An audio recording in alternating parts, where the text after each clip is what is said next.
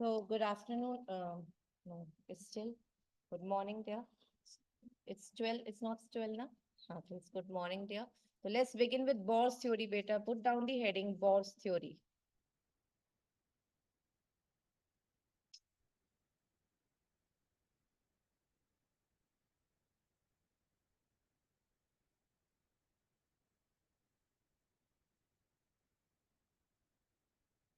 बेटा मैं एक एक पॉइंट समझाऊंगी, उसके बाद I giving you the written part, उस चीज को नोट कर लेना. Got it dear? Let's get started dear. Bohr theory का सबसे पहला पोस्टुलेट ये था. इससे पहले जैसे कोई कहता था कि इलेक्ट्रॉन्स जो हैं वो किसी भी एटम के चारों, एटम में जो न्यूक्लियस होता है उसके सराउंडिंग में या उसके अराउंड घूमते हैं. बॉर्न ने सबसे पहले ये बात कही, ये जो इलेक्ट्रॉन्स घूम रहे हैं ये स्टेशनरी ऑर्बिट्स में घूम रहे हैं. यानी स्टेशनरी ऑर्बिट मतलब अपने अपने पाथ पर घूम रहे हैं. एक इलेक्ट्रॉन का रास्ता, एक इलेक्ट्रॉन का ऑर्बिट दूसरे इलेक्ट्रॉन के पाथ से कभी भी मिक्सअप नहीं होता. तो इन्होंने सबसे पहले बात करी बॉर्न ने, जिसे हम लोग आज की डेट में जानते हैं ऑर्बिट्स के नाम से. उन्होंने स्टेशनरी वर्ल्ड की बात करी. यानी कभी भी कोई इलेक्ट्रॉन अपने ऑर्बिट में घूम रहा है तो वो स्टेशनरी पार्ट पे घूम रहा है, अपने ही ऑर्बिट में घूम रहा है, किसी और के ऑर्बिट में नहीं जाता. First postulate that was given to us was this only about stationary orbit by Bohr. And ये बेटा बहुत बड़ी बात थी जो इन्होंने बात बोली थी. इसके बाद बहुत कंफ्यूजन्स क्लियर हुए थे. Got it dear? इसी में अब ये बात याद रखना. दूसरी बात बॉर्न ने क्या कही कि इलेक्ट्रॉन एज लॉन्ग एज अपने ऑर्बिट में घूम रहा है, हर ऑर्बिट की एनर्जी एक पर्टिकुलर पार्ट पर फिक्स्ड है. क्या है बेटा? फिक्स्ड. यानी अगर किसी की एनर्जी एक्स है तो इसकी एनर्जी वाई होगी. ठीक है. आज की डेट में हम ये बात बहुत अच्छी तरह से जानते हैं कि न्यूक्लियस से हम जितना ज्यादा दूर ऑर्बिट की बात करेंगे उतनी ज्यादा ऑर्बिट की एनर्जी बढ़ती चली जाएगी. तो अगर किसी इलेक्ट्रॉन, मान लीजिए इस के शेल में और कोई इलेक्ट्रॉन एल शेल में है, यहाँ पे एक्स अमाउंट ऑफ एनर्जी इस ऑर्बिट की, इसकी वाई अमाउंट ऑफ एनर्जी है, तो एक्चुअली उस इलेक्ट्रॉन की एनर्जी एक्स है. मतलब जब के शेल में कोई इलेक्ट्रॉन है तो उसकी एनर्जी एक्स ही मानी जाएगी. एल शेल में अगर कोई इलेक्ट्रॉन है उसकी एनर्जी वाई ही मानी जाएगी. तो it is associated with the orbit बेटा. जिस ऑर्बिट में जो इलेक्ट्रॉन होगा उसकी एनर्जी उतनी ही होगी. नाउ द थर्ड पॉइंट, जितना ज्यादा देर तक कोई इलेक्ट्रॉन अपने ऑर्बिट में रहेगा उसके पास उतनी ही एनर्जी रहेगी. ना वो एनर्जी कम होगी ना वो एनर्जी ज्यादा होगी. जैसे जब तक तुम अपने एरिया में हो तो उस एरिया में जो एनर्जी है वो तुम्हारी एनर्जी है. ना तो वो एनर्जी मतलब जैसे आपकी 20 एनर्जी है, ना तो वो एनर्जी 21 होगी ना तो वो एनर्जी 19 होगी. यानी एनर्जी इलेक्ट्रॉन जब अपने ही ऑर्बिट में घूम रहा होगा ना तो कम होगी ना उसकी एनर्जी ज्यादा होगी. As long as the electron is staying in its own orbit. As soon as electron बेटा अपने ऑर्बिट को छोड़कर किसी दूसरे ऑर्बिट की तरफ जाएगा तब ये एनर्जी चेंजेस उसके अंदर देखने को मिलेंगे. एनर्जी कम होगी ज्यादा होगी दैट ऑल डिपेंड्स. वो नीचे से ऊपर गया है, छोटे शेल से बड़े शेल की तरफ गया है, या बड़े शेल से छोटे शेल की तरफ आया है. इसे हम लोग क्या बोलते हैं? एक्साइटेशन. तो as the electron is staying it's in own orbit, तब तक इलेक्ट्रॉन के अंदर एनर्जी चेंजेस नहीं देखने को मिलेंगे. But as soon as electron will plan to like move out from its orbit, तब वो इलेक्ट्रॉन के अंदर एनर्जी चेंजेस देखने को मिल जाएंगे. बोलिए इतनी बात आपको समझ में आई? ठीक है. तो the first thing was what did Bohr say? That was about stationary orbits. ठीक है, कि कभी भी कोई इलेक्ट्रॉन अपने रिवॉल्व कर रहा है न्यूक्लियस के अराउंड में तो वो स्टेशनरी ऑर्बिट में करता है. और दूसरी बात उन्होंने क्या कही कि जब तक वो अपने ऑर्बिट के अंदर है एनर्जी खर्च नहीं होगी. जितनी एनर्जी उस ऑर्बिट के साथ एसोसिएटेड है वो ही उसके साथ रहेगी. तीसरी चीज, एज सून एज इलेक्ट्रॉन अपने ऑर्बिट को छोड़कर बाहर निकलता है तब वो एनर्जी घटती या बढ़ती है. एंड दैट ऑल डिपेंड्स वो कहां से कहां की जंप या टॉस कर रहा है. इज इट क्लियर बेटा? ये पॉइंट्स क्लियर हुए आपको? तो चलिए अब जरा फर्स्ट पॉइंट इसका लिखते हैं in a profile language, in a better language. लिखिए जरा. We are talking about postulates of Bohr theory. तो जरा इस पॉइंट को बेटा लिखिए. Electron in an atom can move around the nucleus in a circular path of fixed radius क्योंकि stationary है ना, जब कोई चीज स्टेशनरी हो जाती है तो उसका रेडियस भी नाप सकते हो, उसकी एनर्जी भी मेजरमेंट कर सकते हो। और बॉन्ड ने फॉर्मूले भी दिए आगे चल के कि रेडियस कैसे नापोगे, कैसे एनर्जी मेजर करोगे। Got it? तो जब तक इलेक्ट्रॉन अपने सर्कुलर पाथ फिक्स्ड ऑर्बिट में घूम रहा है, उसका रेडियस भी आप डिटरमाइन कर सकते हो, उसकी एनर्जी भी डिटरमाइन कर सकते हो। कैसे? वो आगे पढ़ेंगे। इन पाथ्स को उन्होंने क्या बोला? स्टेशनरी स्टेट या फिर उन्हें ऑर्बिट्स कहा, और अलाउड एनर्जी स्टेट्स भी कहा। दिस इज रियली यूज बेटा, अलाउड एनर्जी स्टेट, ये बहुत कम यूज होता है, हम जनरली ऑर्बिट्स नाम ही यूज करते हैं। These orbits are arranged concentrically around the nucleus, यानी एक के अंदर एक, ऐसे एक के अंदर एक, इस चीज को कहते हैं concentric tear. Got it? Got it, my dear? Okay, बच्चे।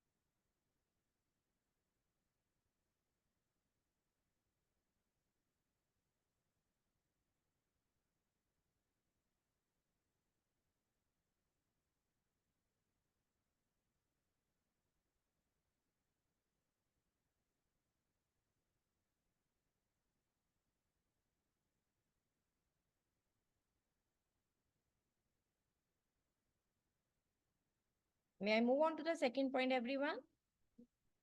Okay. So let's talk about second point here. Electrons revolve only in those orbits which have fixed value of energies. Hence, in an orbit, electron can have only certain definite or discrete value of energy and not any value of their own. So, energy of an electron is quantized. Now, listen to me what they are talking about. जब कोई electron इस orbit में घूम रहा है, जैसे एक electron इधर है, एक इलेक्ट्रॉन इधर घूम रहा है, तो यहाँ कुछ है, यहाँ कोई इलेक्ट्रॉन नहीं घूम रहा है। तो यानी ये रीजन्स को अगर हम लोग यहाँ पे बात करें कि जहाँ पे इलेक्ट्रॉन रिवॉल्व नहीं कर रहा, तो उस सेक्शन को हम कह रहे हैं कि मैम उसे, इसका मतलब वो इन दोनों ऑर्बिट्स के बीच का एरिया है, वहां पे एनर्जी क्वांटाइज नहीं है। अब जरा मैं इस बात को समझा दूं, क्वांटाइज का मतलब क्या होता है। Now listen to me dear, kindly see to it, और फिर जरा आप समझोगे। देख बेटा, किसी भी ऑर्बिट की एनर्जी निकालने का फॉर्मूला जो बॉर्ड ने हमें दिया, दैट वाज दिस। आपको पूरा नहीं करना, आपको सिर्फ एक बार पढ़ना है। पहले मेरी बात सुन लो, I give you time to copy. पहले एक बार समझ लो, ठीक है? I give you time to copy. ये पूरा नहीं लर्न करना है, ये वाला फॉर्मूला क्या याद करना है मैं अभी सिखा दूंगी आपको। सिर्फ समझने के लिए मैंने लिखा है, ओके? सब समझने के लिए, समझाने के लिए लिखा है मैंने, ओके डियर? तो now listen to me. Energy का फॉर्मूला जो बॉर्ड ने हमें दिया, that was this thing, En. En stands for energy of nth shell. जैसे अगर K शेल के लिए तो N को 1 रखोगे, E1 बोलोगे, L शेल के लिए तो E2 रखोगे, थर्ड शेल के लिए तो E3 रखोगे। समझ गए? तो डिफरेंट शेल्स ने नंबर इस N लेटर से डिनोट किया जाता है। उन्होंने एक फॉर्मूला दिया हमें, -2 pi square Me4 Z square. Z stands for atomic number बेटा, Z stands for atomic number over here. N square upon N square H square. N again is the orbit number, shell number 1 2 3 4 क्या है, और H क्या है यहाँ पे? Planck's constant. तो board ने पूरा एक फॉर्मूला बनाया कि अगर तुम्हें किसी भी एटम के एनर्जी को कैलकुलेट करना है, उसके किसी भी शेल के अंदर, मैंने क्या बोला आपसे, पहले ध्यान से सुनो, किसी भी एटम के, ठीक है? और फिर मैंने क्या बोला आपसे? किसी भी शेल में। ये किसी भी एटम कोई भी एटम नहीं है, ये हाइड्रोजन लाइक स्पीसी के लिए। किसके लिए बेटा? हाइड्रोजन लाइक स्पीसी, यानी उन एटम की और आयन की बात कर रहे हैं जिसके अंदर एक इलेक्ट्रॉन पाया जाएगा, जिसके अंदर एक इलेक्ट्रॉन पाया जाएगा। तो बॉन्ड ने सिर्फ उसकी ही बात करी, बॉन्ड ने भी बहुत सारे मल्टी इलेक्ट्रॉन सिस्टम की बात नहीं करी, उन्होंने एक इलेक्ट्रॉन सिस्टम वाले एटम या आयंस की बात करी। ठीक है, तो ये Z हमें बताता है एटॉमिक नंबर क्या रखेंगे। वो डिपेंड करता है कि कौन सा आयन आपके पास है या कौन सा एटम की बात कर रहे हैं, Z उसका होगा। N क्या है बेटा? उस एटम या आयन का कौन सा शेल नंबर की आप एनर्जी निकालना चाहते हो, सेकंड की, थर्ड की, फोर्थ की, फिफ्थ की, व्हाटएवर। बाकी सारी चीजें जो हैं, I am talking about -2, I am talking about pi square, I am talking about Me4, I am talking about H square, ये सब तो फिक्स्ड है। किसी भी एटम के लिए, किसी भी शेल के लिए 2 नंबर चेंज नहीं होगा, पाई नंबर चेंज नहीं होगा, M is mass of electron, वो चेंज नहीं होगा, E is charge on electron, वो चेंज नहीं होगा, H square is Planck's constant, तो प्लैंक्स की वैल्यू भी चेंज, प्लैंक्स कांस्टेंट की वैल्यू भी चेंज नहीं होने की। तो सारी चीजें कांस्टेंट हो गई ना, तो जो चीज बस चेंज हो रही है वो क्या है? Z या M। बोलो ठीक है, समझ में आई बात? तो अब हमने हाइड्रोजन एटम के लिए, क्या किसके लिए बेटा? हाइड्रोजन के लिए या हाइड्रोजन लाइक स्पीसीज के लिए इस फॉर्मूले को यूज कर सकते हैं। Got it dear? जिसके अंदर एक इलेक्ट्रॉन पाया जाता है उनके लिए। अब मानो हमारे पास हाइड्रोजन एटम है, उस हाइड्रोजन एटम के लिए मैंने बार बार यहाँ पे आप देखो Z को 1 स्क्वायर रख दिया। बोलो इज दिस क्लियर? क्योंकि Z क्या होता है? Atomic number of hydrogen 1। अब बता बेटा N, मैंने हाइड्रोजन के सपोज फर्स्ट शेल के लिए निकाला, अब नाउ लिसन टू मी, तो 1 स्क्वायर रखूंगी यहाँ पे या नहीं? N स्क्वायर की जगह कैन आई कीप 1 स्क्वायर? बताइए, इज इट क्लियर? ओके, तो अब मान लो तुम कोई भी एटम या हाइड्रोजन लाइक स्पीसी कर लो, उसका Z स्क्वायर तो कॉमन ही हो जाएगा। ठीक है, तो उसका वेरिएबिलिटी क्या रहेगा? मैंने उस एटम या आयन के डिफरेंट शेल्स के लिए, यानी first shell, second shell, third shell के लिए एनर्जी निकाली। तो बता बेटा, इतना पोर्शन तो उस एटम का फिक्स्ड हो गया, ये चीज तो चेंज नहीं होने की, क्योंकि मैं एक ही एटम की बात कर रही हूँ। What's said? हेलो,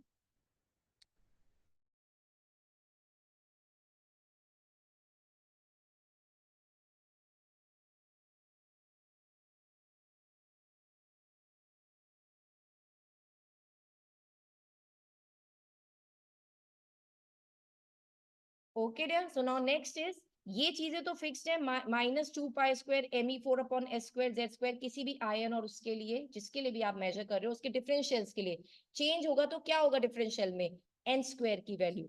आप बोलोगे मैम ये 1 अपॉन 1 स्क्वायर, यानी ये 1 ही हो गया, बताओ isn't it dear? Second shell के लिए यहाँ 2 स्क्वायर रख दोगे, थर्ड शेल के लिए 3 स्क्वायर रख दोगे। लेकिन क्या कहीं पे भी आपने वैल्यू 1.5 रखी N की? क्या कहीं पर भी आपने वैल्यू 2.5 रखी? ठीक है, क्यों? क्योंकि ये क्वांटाइज है, क्वांटाइज मतलब होल नंबर्स में आंसर का आना। तो एनर्जी भी कभी भी होल नंबर ऑफ शेल्स के लिए नहीं कैलकुलेट होगी, आई एम सॉरी, जो नॉन होल नंबर्स हैं, यानी 1.5, 2.5, ऐसा कोई नंबर राइज नहीं होने का। इसलिए एनर्जी को क्या कहा गया? शेल्स के अकॉर्डिंग्स में वो निकाली जाएगी। इस चीज को हम क्या बोलते हैं? क्वांटाइज्ड हो। Is that clear? कोई भी डेसिमल वैल्यू बीच में ना आना। बोलिए, समझ में आई बात? तो इस वजह से बॉर्ड ने, अब आप इसका ये पॉइंट पढ़ो, सेकंड पॉइंट, फिर इसे कॉपी करना। अब जरा पॉइंट समझो तो आपको समझ में आएगा। Electron revolve only in those orbit which has fixed value of energies, उन्हीं ऑर्बिट्स में जिसकी एनर्जी फिक्स्ड है, यानी क्वांटाइज्ड है, जो कि कभी भी डेसिमल पार्ट्स में कभी ऑर्बिट्स नहीं होते, तो एनर्जी की भी कभी ऐसी बात हम नहीं करेंगे। एनर्जी डेसिमल में आ सकती है। मैंने आपसे क्या बात बोली? जब मेरे पास 1.5 नाम का ऑर्बिट नहीं है तो मैं n को कभी 1.5 रखूंगी नहीं, इसलिए ऐसे किसी एबनॉर्मल ऑर्बिट की मैं एनर्जी को नहीं निकालूंगी। Got it dear?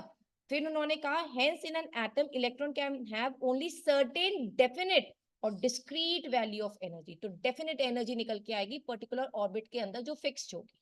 ठीक है, या तो 1 वाले ऑर्बिट की एनर्जी होगी या 2 वाले ऑर्बिट की होगी, कभी 1.5 नाम के ऑर्बिट की एनर्जी नहीं निकलेगी।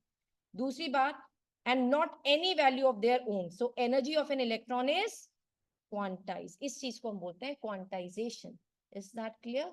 ठीक है, अब जरा ऐसे कॉपी करो बेटा, फिर नीचे का पोर्शन एक बार कॉपी कर लेना। नीचे के पोर्शन में अभी कुछ याद नहीं करना, सिर्फ समझने को था। ठीक है, और अगर याद करना हो तो कंपटीशन के लिए याद करना, ये -2π² me4n² अपॉन s² z², ये तब याद करना पूरा फॉर्मूला जब आपके पास बात हो रही हो कॉम्पिटिशन्स की।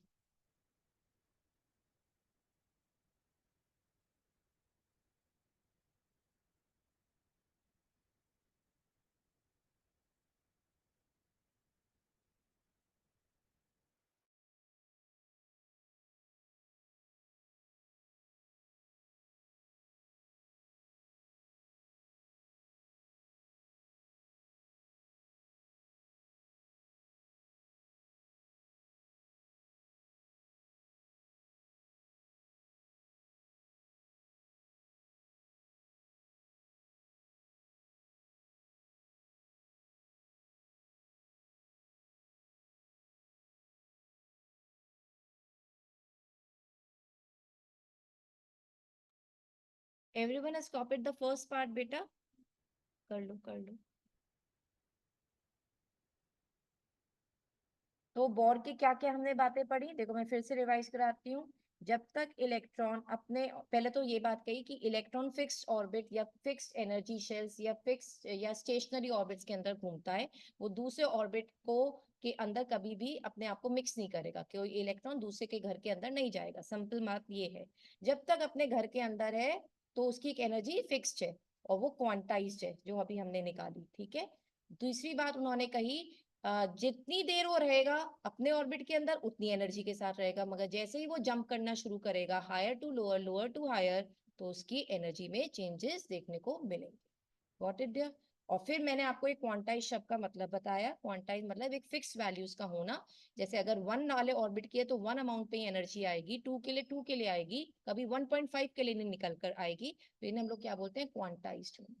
Got it dear? Whole numbers में आंसर का आना, ठीक है। ऑर्बिट नंबर होल नंबर होता है, इस वजह से इस चीज को बोलते हैं क्वांटाइज्ड होना। अच्छा, अब मैंने एनर्जी का, आप पहले ये पोर्शन कॉपी कर लो। मैं आए बेटा, मैं नीचे का फॉर्मूला ओपन कर दूं सबके लिए? ओके, तो इट्स हियर, जरा इसे कॉपी कीजिए अगर if you wish to copy, otherwise you don't need it further. सिर्फ समझने के लिए होता है ये वाला पॉइंट।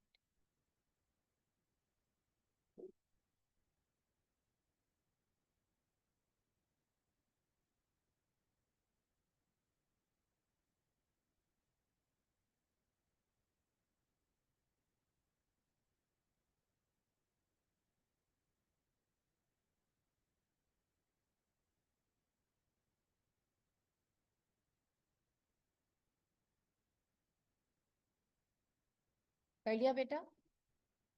ऑनलाइन स्टूडेंट डन बेटा, ये आप लोग ने कर लिया? May I move on?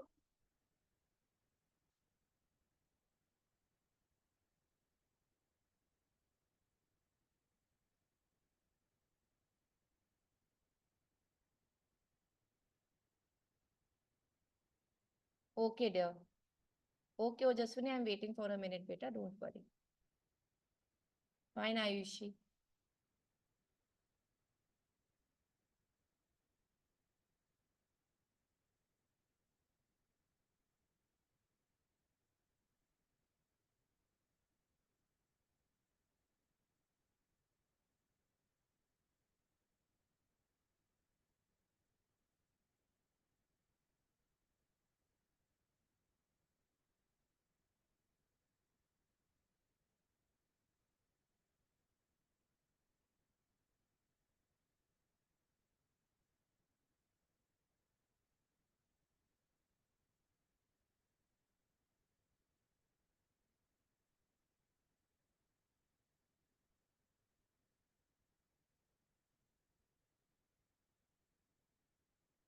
May I?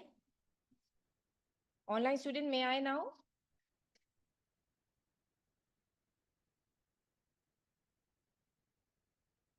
Okay dear, अब बात करते हैं एंगुलर मोमेंटम की। यू रिमेम्बर हम लोग इसी चैप्टर के अंदर प्लैंक्स थ्योरी, शायद उससे पहले की बात है, या मैं उसमें ही आपको समझा रही थी कि जब भी कोई भी बॉडी जब किसी सर्कुलर पाथ पे मूव करती है तो उसके ऊपर एक एंगुलर मोमेंटम लगता है, that is all because of about that it is moving around a centre. एक सेंटर के चारों ओर जब कोई बॉडी राउंडेड पाथ पे घूमती है तो उसके ऊपर एक मोमेंटम लगता है जिसे हम क्या बोलते हैं, एंग्लो मोमेंटम। एक होता है बेटा मोमेंटम लीनियर मोमेंटम, और एक होता है एंग्लो मोमेंटम। लीनियर मोमेंटम तब लगता है जैसे कोई गाड़ी है वो स्ट्रेट रास्ते पे चल रही है। अब किसी पार्क के अराउंड कोई गाड़ी घूम रही है तो उसके ऊपर क्या लग जाएगा, क्योंकि पार्क गोल शेप का है, मान लीजिए पार्क गोल शेप का है, तो उसके अराउंड लगता है एंगुलर मोमेंटम। तो उन्होंने कहा कैसे कि एनर्जी क्वांटाइज होती है, ऐसे ही इलेक्ट्रॉन क्योंकि एक गोल चक्कर में ऑर्बिट में घूम रहा है, उसके ऊपर जो मोमेंटम लगता है दैट इज एंगुलर मोमेंटम, वो भी क्वांटाइज होता है। वो भी क्या होता है, क्वांटाइज। अब वो कैसे निकाला जाता है एक में जरा यहाँ पे देखिए, पहले एक बार पढ़ लेते हैं। Like energy, angular momentum of an electron in an atom can have certain definite or discrete values, not like any value of its own. तो इसलिए हम लोग क्या बोलते हैं, angular momentum is also quantize. अगर ऑर्बिट नंबर 1 है, अगर ऑर्बिट नंबर 2 है, तो एंगुलर मोमेंटम भी इस 1 और 2 नंबर के अंदर ही आएगा, ये नहीं 1.5 के लिए आ जाएगा, आपने यू ही निकाल दिया, तो दिस इज नॉट डन, वो भी क्वांटाइज ही आता है। तो अब जरा इसकी बात समझते हैं बेटा। MVR stands for angular momentum, MVR is the formula of angular momentum. how, जरा सुनो। मास है m, v है वेलोसिटी। जब तुम सिर्फ m और v का प्रोडक्ट निकालते हो तो इसका मतलब तुम मोमेंटम निकालते हो। जब तुम उसे रेडियस से मल्टीप्लाई कर देते हो तो तुम गोल चक्कर की बात करते हो, रेडियस तभी आएगा, तब हम लोग बोलते हैं हम एंगुलर मोमेंटम की बात करते हैं। तो ये जो एंगुलर मोमेंटम का फॉर्मूला इलेक्ट्रॉन्स के लिए निकलता है, उसका फॉर्मूला है बेटा n h upon 2 pi. Now h is what? Planck's constant. It's fixed. 2 pi is what? It fixed. Isn't it? किसी भी हाइड्रोजन या हाइड्रोजन लाइक स्पीसी के लिए h और 2 पाई चेंज नहीं होने का। चेंज होगा तो क्या, n। कि मैम आप ये बताइए आप कौन से शेल नंबर की बात कर रहे हैं। अगर एक ही आयन की बात करें या एक ही एटम की बात करें तो उसके डिफरेंट डिफरेंट शेल होंगे। अब बता बेटा, अगर मैं k के लिए बात कर रही हूँ, n1 रखोगे, तो एंगुलर मोमेंटम बता बच्चे तो क्या कैलकुलेट करेगा, ऐसी तो कहोगे मैम 1h/2 पाई बताइए, isn't it. n equals to 2 के लिए क्या करोगे, 2h/2 पाई, फिर 3h/2 पाई। तो बता बेटा ये तो फिक्स हो गया, 1 2 3 नंबर में ही तो आ रहा है, जैसे ऑर्बिट नंबर होता है 1 2 3। तो इजंट इट क्वांटाइज, ये फिक्स नंबर्स में है या नहीं, ये अपने आप में कोई भी वैल्यू दे रहा है, नहीं, because it dependable over n। तो ये उतना ही वैल्यू देगा जैसे एनर्जी का आ रहा था, या जैसा कि अब हमने देखा एंगुलर मोमेंटम का आ रहा है। तो even angular momentum like energy is also quantize, यानी जो भी चीज ऑर्बिट के ऊपर डिपेंडेबल है वो क्वांटाइज्ड है। ठीक है, ओके डन। बस इतना ही समझाना था, अब जल्दी से इसे कॉपी कर लो फिर आगे बढ़ते हैं।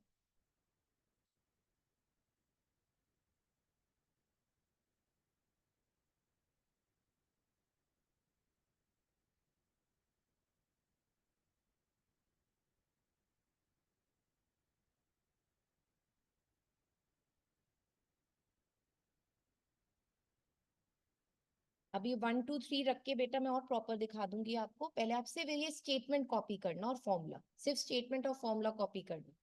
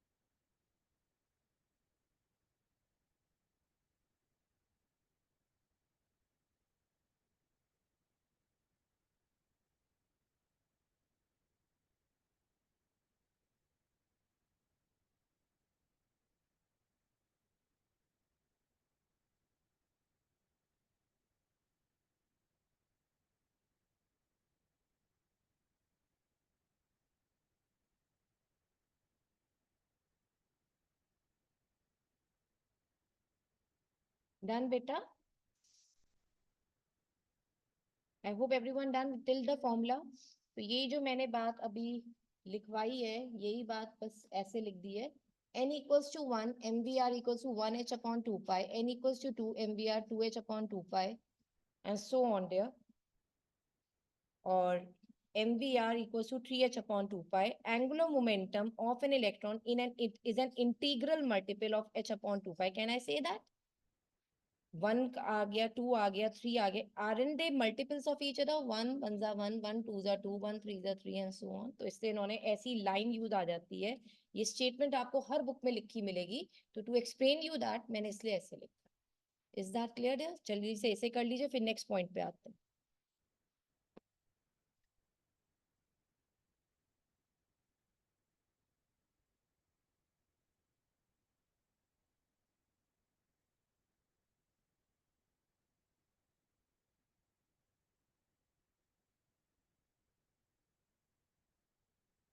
अब मैं जो बात पूछूंगी उसका यस मैम या नो मैम में जवाब देना, ठीक है?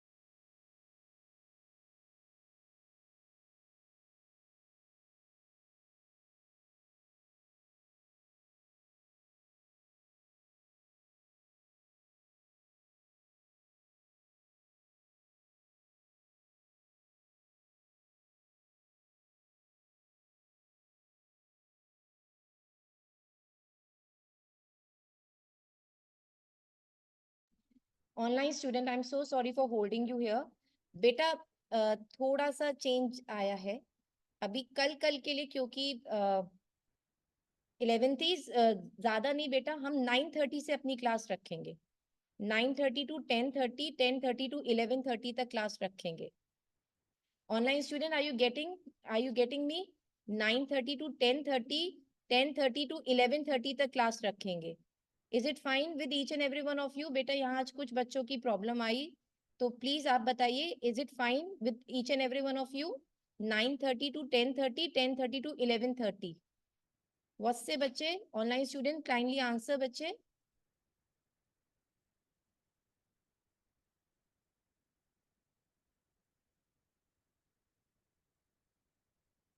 No, for daily onwards line, मतलब for whole of the June day we are talking about then. और अगर कोई प्रॉब्लम आती है तो will be back to the timings then, old ones. Okay, Atharv is okay with it, Ojaswini is fine. I hope everyone else, कोई comment नहीं कर रहा, तो I suppose everyone is okay with it. तो कल से हम करते हैं बेटा 9:30 to 10:30, 10:30 to 11:30। Done? Okay dear. So now let's get started with the next point, fourth point, जो तुमने ऑलरेडी अभी मुझसे सीख लिया है। Let's talk about it. When the electron in an atom revolves in certain stationary state, it will neither lose energy nor it will gain energy. जब तक atom अपने घर के अंदर है, अपने शेल, अपने कोर के अंदर, अपने ऑर्बिट के अंदर घूम रहा है, ना तो उसकी एनर्जी कम होगी ना तो उसकी एनर्जी ज्यादा होगी। They keep on revolving without losing energy or gaining energy. This state of an atom is called ground state or normal state. Is it clear बेटा? ये तो मैंने आपको शुरू में ही आज पढ़ा दिया था, तो इस पॉइंट को अब जरा कर लो, फिर आगे बढ़ते हैं। बेटा ये पोस्टुलेट्स आते हैं, write down the postulates of Bohr theory, मतलब दैट्स अ थ्योरेटिकल क्वेश्चन, ये आता है एग्जाम्स के अंदर।